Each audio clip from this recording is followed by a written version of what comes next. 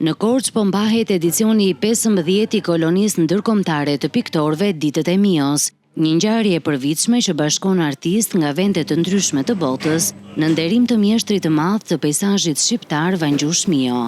Këtë vit pjesë e kolonisë janë bërë 42 piktorë nga Shqipëria, rajoni dhe vende të tjera europiane. Po punoj mbi një peizazh, por në mënyrë imersive, pasi doja të dilja jashtë kornizave tradicionale. Është hera e parë që vij në Korçë dhe jam e mahnitur nga mikpritja. Vi nga Serbia dhe ndihem shumë e lumtur që jam në Shqipëri këto ditë. Kam nisur të pikturoj që në fëmijëri dhe jam bërë profesioniste që nga momenti kur nisa studimet për art. Gjatë qëndrimit në Korçë, vizituam muzeun e Vangjush Mios, ku pata mundësinë të shoh disa prej portreteve të tij të mrekullueshme. Ai është një artist i jashtëzakonshëm dhe puna e tij më frymëzoi jashmase. Jeshta paraqet një ngjyra shumë, është plot ngjyra, plot jetë dhe plot shëndet.